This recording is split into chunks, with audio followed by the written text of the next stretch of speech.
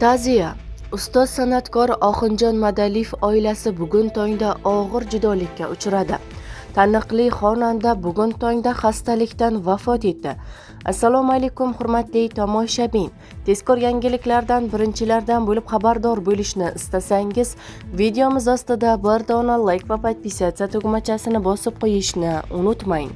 Oxunjon Madaliyevning shogirdi Rahmatullo Yusupov bugun tongda vafot etdi. Rahmatullo Yusupov 1981-yilda Oltiariq tumanida tug'ilgan. Farg'onalik san'atkor Rahmatullo Yusupov "Ketgim kelmayapti" onajon qo'shig'i bilan muxlislar qalbidan joy olgan san'atkor bo'ladi. Rahmatullo Yusupov uzoq davom etgan og'ir kasallikdan so'ng olamdan ko'z yumdi, deyiladi xabarda. Bizni kuzatishda davom eting.